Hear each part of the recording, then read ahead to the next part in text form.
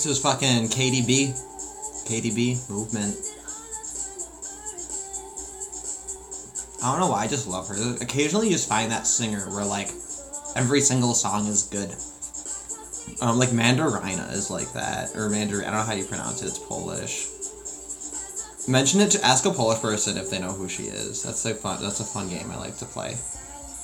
My other favorite game is whenever I find out someone is European, I go, oh, I know that country because of Eurovision. And then, I don't know, I haven't been punched in the face yet, which is probably better than average for someone who makes that kind of joke.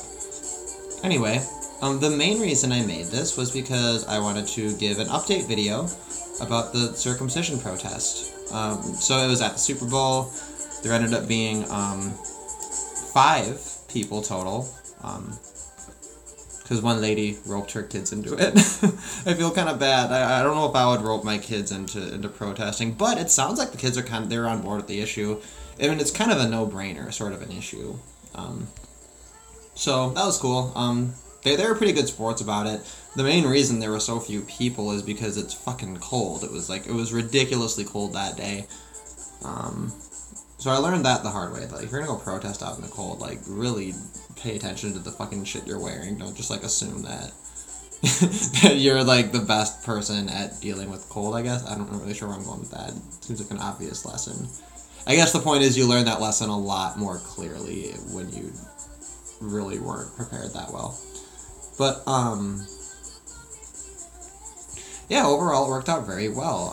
We just found a place where a lot of people were going through the entrance and just kind of stood there.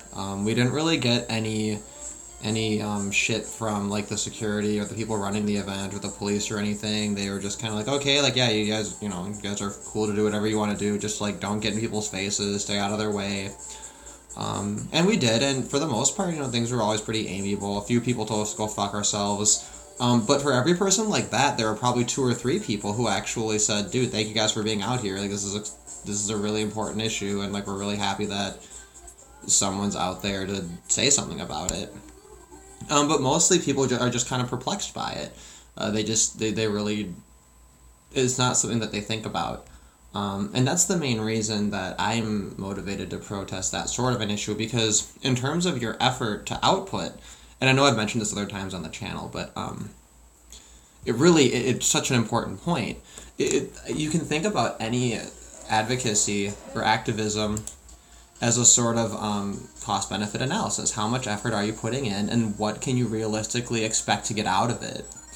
And if you look at an issue like world hunger, like, you could go and protest world hunger, but, like, what are you actually going to achieve? People are going to be like, oh, yeah, some people are hungry. You might get a few people who kind of think, oh, yeah, maybe I'll remember that next time that, I'm asked to donate or something. I'll keep that in mind that that's a thing. Or it's very, very vague. It's very removed, and it always is, right? This isn't really a unique argument to any particular issue.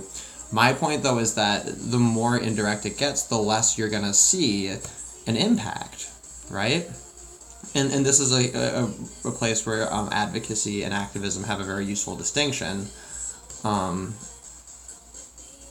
Basically, what they both achieve, which is what I might call the consolation prize of activism, which is the explicit prize of advocacy, which is to raise awareness.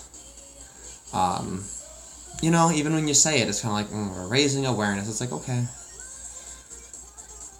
I guess and anybody can relate to that, right? It's just, when you're doing good, you want to do a lot of good. You prefer to do more good than to do less good. So I think anybody can see where there's frustrations there, that just not enough happens fast enough. But think about circumcision, right? This is an issue that the primary reason it continues is because people don't Google it. They don't look into it. On the one hand, it's a research issue. I maintain that it's fundamentally not a research issue. If you hear me say it's not a research issue, what I mean by that is that the only reason it's a research issue is because it's an empathy issue first, right? Because female genital mutilation, female cutting, is not a research issue, even though nobody knows anything about it. People don't know fucking dick about it, right?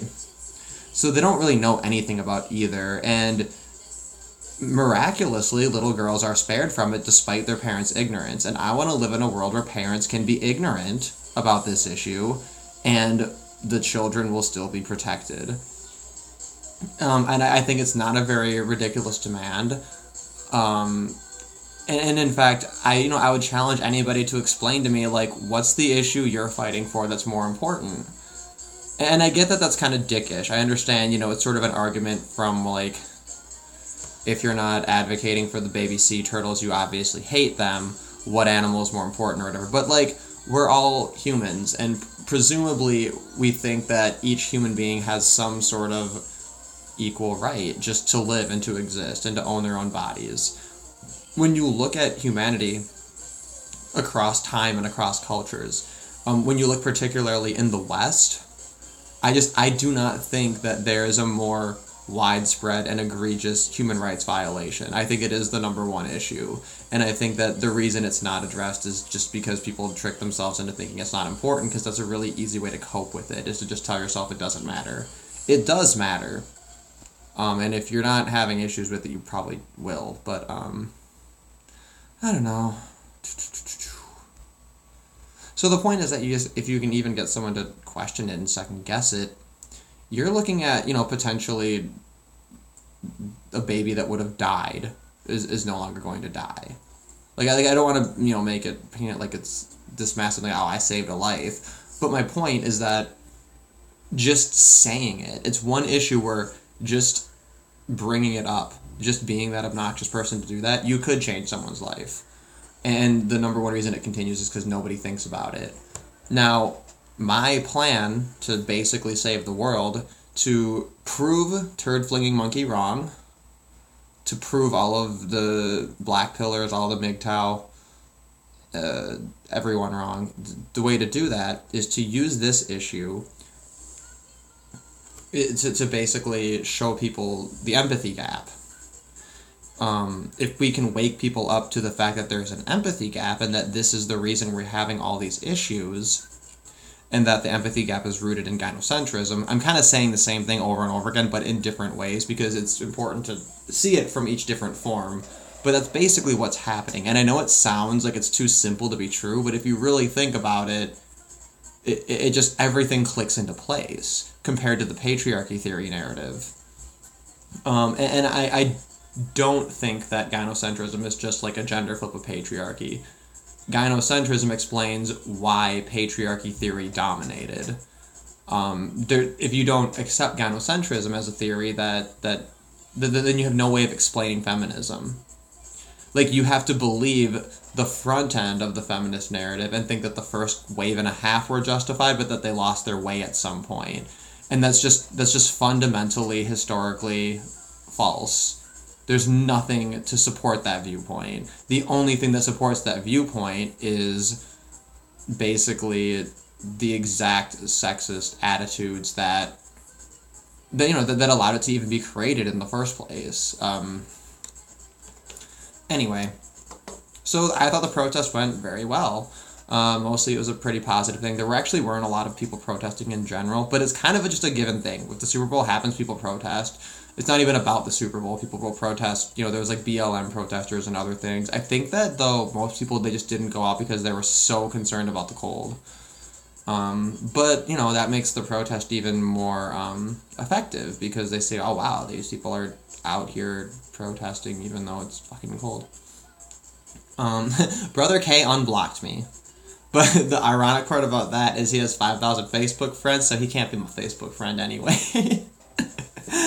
So, I don't know. I thought that was kind of a funny little conclusion to that mini saga.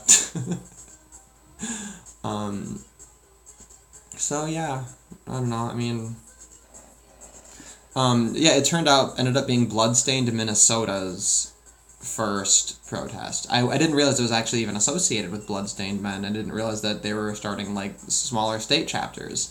So I think that's really cool. I'm really proud to be a part of that. And I think there'll be another one later this year. So it'd be cool to see more people out there. It'll be during the summer, so it'll be like easier, less work for sure. Alright.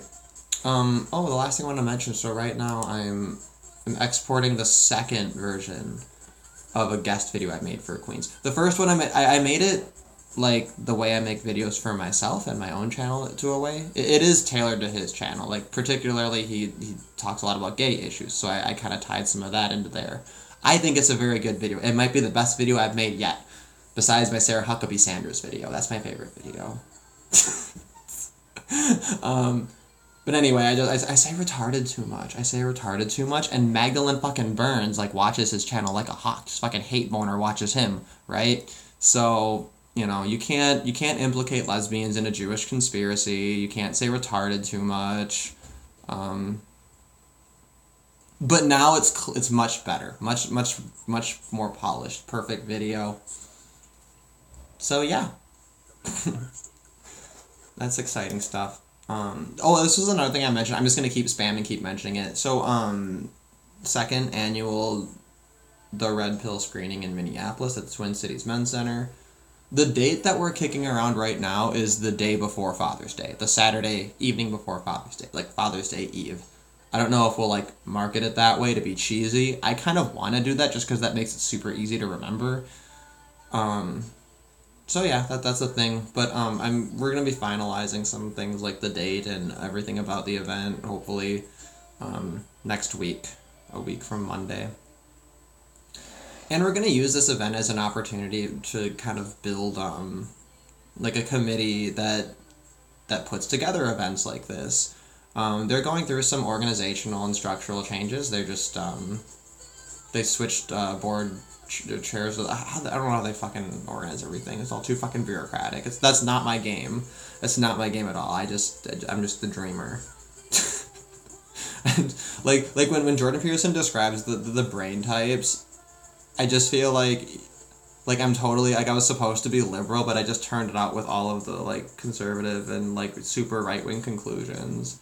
So it puts me in this really awkward spot because like anybody who I want to be friends with who are really conservative will just like look at me and assume that I'm fucking SJW because I totally look like it. It's not fair. Even though like they're more fucking communist than I am, fuckers. I'm super hardcore. I'm super hardcore. Anyway. Okay, let's get out of this. I'm gonna open up the other character. I gotta grab the free daily shit, if nothing else. I'm really, really close to rebirthing both of these characters, but you gotta get your pet to level 100. There's always some tricky last requirement. You think you got it all, and then that last one just takes a while. So... and I actually, I've been playing the real game also, and I got the mage to sage, so now I can walk around while casting stuff, and ask me how it feels. It feels fucking amazing. So, I honestly would really love to get just a group of people together to just, like, colonize fucking IRO with me. I'm on the Thor channel. That's the one I decided to plant my roots in. The Thor one, because it's a really, really new one. I think they set it up as like a refuge for the Filipino server that they shut down. So it's a weird server. It's a weird little mix. There's hardly anyone on it, so it'd be kind of fun. It's kind of like you have it to yourself. But like it's cool because even though it's a little bit low populated, like it's still the official IRO server technically, and I think that's kind of neat. I don't know. They added in questing, but the questing basically just imitates grinding, which, like, if you actually like RO, that's what you want. I wish they just hadn't fucking done the questing. It's fucking gay. They should just, like, make it grinding. Just make it grindy, but then make it, like, easier if that's the fucking problem you're having. I don't know. Whatever. But yeah, so that I'm exporting that video right now to send over to Prince and, Ooh, it's already 30% done. That's actually kind of crazy. I don't know why it's exporting so much faster. Like, the first time I did it, I had to leave it, like, overnight. I must have had, like, extra layers that I didn't need. Because I did remove, like, a video layer, because I ended up, like, not needing it. The max I needed was, like, 4. But, like, that fucking fucks my mind that makes that big of a difference. I don't believe it. The other thing that's fucking my mind right now is, like, this stream, as far as I can tell, has been super smooth compared to the one I did before, which is just, like, garbage. Like, I kind of want to delete it, but then, like, I'll be missing a number. I should have just named this one 15 and deleted the other one. But, like, I liked that, I liked the shit I was saying in it, and I thought it was good. Well, it was a learning experience, and that's the point, is if a video is a failure, I like to take away the lesson from it. And, you know, this is not a channel where I, like, pimp out my Hatreon, which I technically have. I technically have one. I don't want to use it because it's too much responsibility. Like, I'm kind of in a stage where I'm just making stuff for funsies.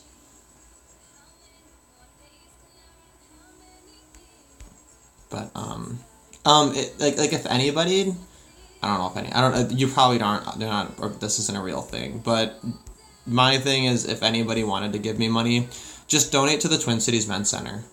Just do that. They could actually really, really use the money. They're like a nonprofit. They're really limited in what they can actually do to, like, get money. Mostly they just are sustained because they have, like, courses that they help run that are, I think the state, like, pays for it. Like, or I'm sorry, it's the state mandates it and then the people pay for it. You don't get a whole lot of people, though, who just, like, stay a part of it. They kind of just, like, do what's required for whatever. The point is that there's kind of an infrastructure there. It's something. Certainly by the manosphere standards, it's something incredible. They are doing programs that are trying to help people, and a pretty wide variety of them, too. So I think it's a really cool thing. And I think that if you're looking for something to support, particularly in this realm, it's a great one to look into. Or, you know, the Honey Badgers, or even A Voice for Men. A Voice for Men's a good one. National Coalition for Men, if you want something less spicy, I guess. But they're fucking cool too. I've met with a few of those people, and I like them because they're more, like, actually advocacy minded. You know, like a men's center kind of has to be a little bit more neutral in some ways. And that's one of the reasons that I'm not, like, super duper explicitly linked to the Twin Cities Men's Center. I like to keep a little bit of distance just because the kinds of things I like to say what I think. I like to speak my mind. And that can, I don't want to make anyone else, like, accountable for that. That's, you know, because people are fucking shitty and they can't, like, fucking just have a discussion. They have to, like, go make doxing servers.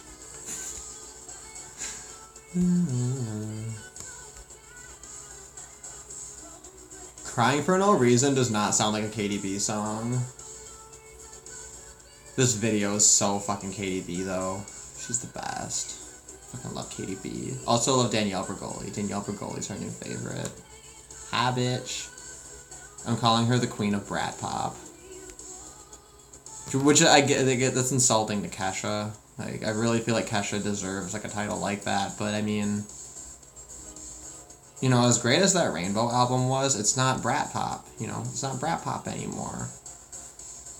Danielle Bergoli's brat pop. Alright, I guess I'm running out of steam. I feel like I've said everything I feel like saying right now. Oh, apparently there's some new fucking drama where, like, Sargon called a bunch of alt-writers the N-word. That's cool. I think people just need to get the fuck over the N-word. I think it's so fucking stupid.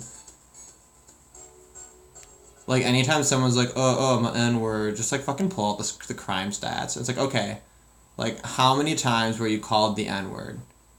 And how many banks did you rob? Like, what's the ratio? Like, what are we, like, how are we connecting this shit? Because as far as I can tell, it seems like white people are being asked to not care and to shut the fuck up when, like, this ludicrous disproportion in crime is happening. And, like, you know, people make a lot of very smart, very nuanced arguments saying, like, you know, if you paint with a broad brush, you know, there's a lot of injustice there, and things like that.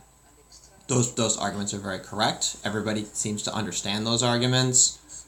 But, like, this whole conversation about microaggressions, it is kind of setting up this implication that, like okay, so it's like blackness as othered, as non-default, and having band-aids that don't match your skin tone, and just the overall world painted by the fact that you're different, that like this leads like black women to have children out of wedlock and then become single moms and then to like raise all the rapists. It's just, it's fucking retarded. Like it doesn't make any fucking sense. Like you try to follow that narrative and it's like the kinds of problems that people are talking about, like particularly from the alt-right, like what gives them the most ground is that we're expected to believe that these problems will be solved through like solutions that don't make any sense and don't seem to have any real impact or actually matter, that seem to be issues that are manufactured in order to toy with people's emotions in order to just elicit whatever reaction they need. It's words as magic spells. Like they're just saying the words to try to get what they want. They're not actually saying what they mean. And I think that the cult of social justice, the way that it works, when you have like quote unquote like subtext with meanings, the idea is that there's some sort of arbiter or some sort of way for you to just decide, okay, so this word implicitly has all this shit packaged into it, right? But the arbiter is the speaker. That's the arbiter. They need the arbiter to be some standard or something else, or to be what society decides. That's horse shit. It's the person speaking. The person speaking has that power. And if they use the wrong word, your ground for criticism is that they're unclear. And if you are going to criticize someone, that something is offensive, then it needs to be the meaning that you're criticizing. And every time someone can argue, no, that was not what I meant. In which case you have to back the fuck off, unless you have good reason to think that they're lying. So that's the way it works. It's on the outer layer. First, you have to deal with the words to get at the meaning. And there's a distinction between word and meaning. And the relationship between words and meanings is not always easy. And when there is something vague, unclear, complex, you have to defer to the speaker. And everybody knows this. Everybody knows that whoever you're listening to, like, they're going to choose to use words in particular ways.